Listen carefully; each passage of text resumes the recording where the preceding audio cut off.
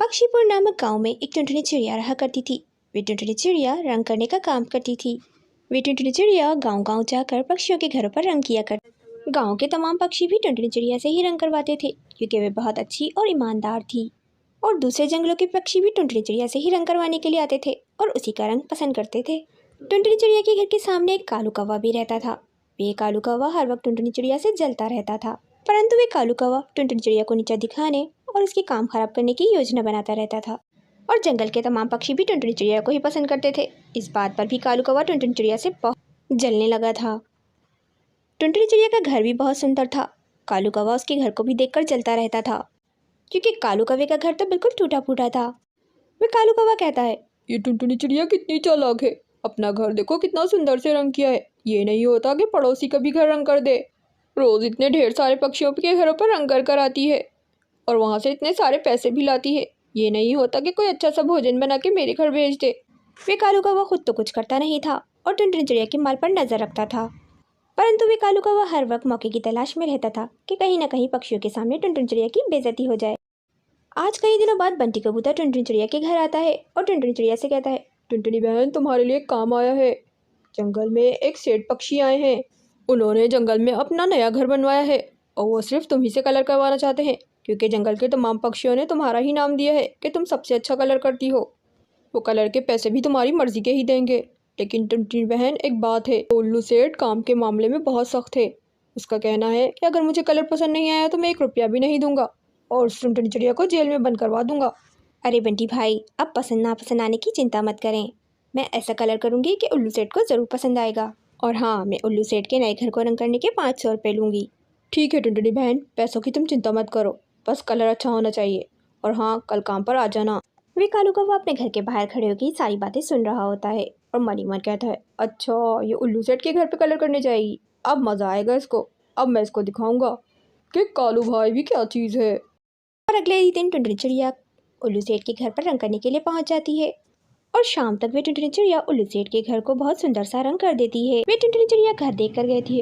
अरे वाह, इतना सुंदर रंग हुआ है। इस घर के रंग को देखकर तो उल्लू सेठ बहुत ही खुश हो जाएंगे। शाम तक काम खत्म करके वे टुनटुनी चिड़िया अपने घर चली जाती है और घर जाकर टुनटुनी चिड़िया को बंटी कबूतर की बातें याद आती हैं। बंटी भाई ने तो बताया था कि वे उल्लू सेठ बहुत सख्त है, पता नहीं उसे मेरा किया हुआ रंग पसंद आएगा कि नहीं। और यहाँ वे कालू कौवा टुनटुनी चिड़िया के चले जाने के बाद उल्लू सेठ के घर पर पहुंच जाता है और टुनटुनी चिड़िया के सुंदर से किए हुए रंग पर काला रंग करके चला जाता है। पता नहीं मेरा मन क्यों घबरा रहा है। मैं ऐसा करती हूँ कि दोबारा से वहाँ जाती हूँ और उल्लू सेठ के घर पर देखती हूँ कि कलर सही हुआ है कि नहीं। फिर टुनटुनी चिड़िया उल्लू सेठ के घर जब पहुँचती है तो देखकर हैरान और परेशान हो जाती है कि उस घर पर तो पूरा काला रंग हुआ है। हे भगवान, ये सब कैसे हो गया? किसने किया ये सब कुछ? ना जाने मेरे जाने के बाद यहाँ कौन आया था, कौन है मेरा दुश्मन। और उल्लू सेठ के डर से रोने लगती है और ऊपर वाले से प्रार्थना करने लगती है, हे ऊपर वाले, अब तू ही मेरे साथ दे, कुछ ऐसा चमत्कार कर कि ये सब कुछ सही हो जाए।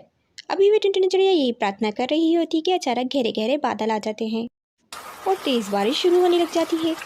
बारिश का पानी पड़ते ही उस घर का सारा काला रंग बहकर निकल जाता है, क्योंकि कालू कौवे ने तो अभी अभी ही रंग किया था और वो सारा काला रंग बहकर निकल गया था और अब टुनटुनी चिड़िया का घर वापस उसी हालत में आ गया था।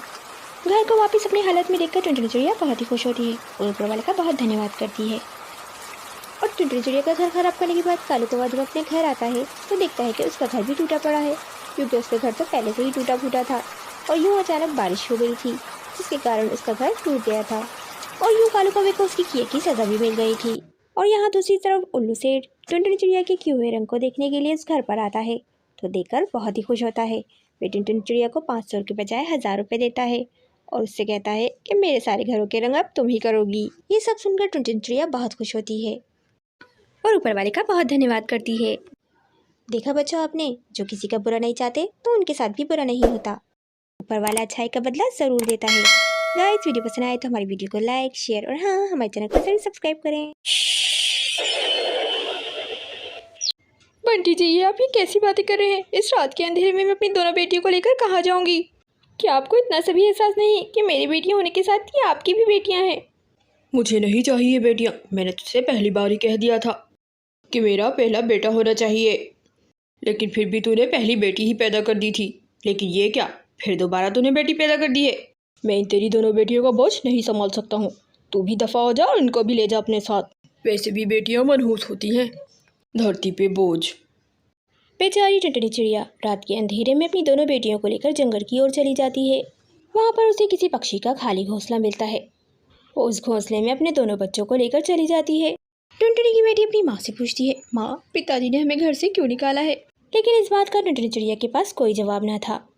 अब रोज टुनटुनी चिड़िया अमीर पक्षियों के घर पर जाकर साफ सफाई का काम करती और जो अमीर पक्षियों से उसे पैसे मिलते उससे वो अपनी बेटियों का पालन पोषण कर रही थी। एक दिन टुनटुनी चिड़िया अपने घर में बैठकर अपनी किस्मत को कोस रही होती है कि अचानक उसकी दोस्त शानो का फोन आता है। वे शानो चिड़िया टुनटुनी चिड़िया की दोस्त थी और वो एक एनजीओ भी चलाती थी। जब टुनटुनी चिड़िया अपने घर के सारे हालात उसे बताती है तो उसे सुनकर बहुत अफसोस होता है। वे शानो चिड़िया टुनटुनी चिड़िया से कहती है, टुनटुनी, तू चिंता मत कर, तुझे तो वैसे भी सिलाई कढ़ाई का काम आता है और मेरे एनजीओ में सिलाई कढ़ाई की टीचर की ज़रूरत है। यहाँ पर आके पक्षियों को सिलाई कढ़ाई का काम सिखा दिया कर, जिसके तुझे अच्छे पैसे मिल जाएंगे। तुझे घर घर जाकर सफाई भी नहीं करनी पड़ेगी। और वैसे भी तेरे पिताजी ने उस जाहिल बंटी से तेरी शादी करके तेरी किस्मत फोड़ दी थी। अब वक्त आ गया है कि तू अपने पैरों पे खड़ी हो और अपनी बेटियों को संभाल, उनको पढ़ा लिखा अच्छी शिक्षा दे, वो बड़ी होकर तेरा हाथ बन जाएंगी। आज शानो से बात करके टुनटुनी का मन बहुत शांत हो गया था। उसे ऐसा लगता था जिससे कोई अपना मिल गया हो। फिर अगले ही दिन से टुनटुनी चिड़िया उस सिलाई कढ़ाई सेंटर में पक्षियों को सिलाई कढ़ाई सिखाना शुरू कर देती है, जिसके उसे काफ़ी अच्छे पैसे मिलने लगते हैं। फिर टुनटुनी चिड़िया उन पैसों से अपने बच्चों का एडमिशन अच्छे स्कूल में करवा देती है। उसकी बेटियां पढ़ लिख जाती हैं और बड़ी अफसर बन जाती हैं और अपनी माँ से कहती हैं, माँ, अब आपको इस छोटे से घर में रहने की कोई ज़रूरत नहीं है। अब हम पढ़ लिख गए हैं और हमें नौकरी भी मिल गई है। हम दोनों ने आपके लिए नया घर भी खरीद लिया है। और अगले ही दिन तीनों माँ बेटियाँ उस सुंदर से घर में शिफ्ट हो जाते हैं जहाँ पे उन्हें किसी भी चीज़ की ज़रूरत नहीं होती।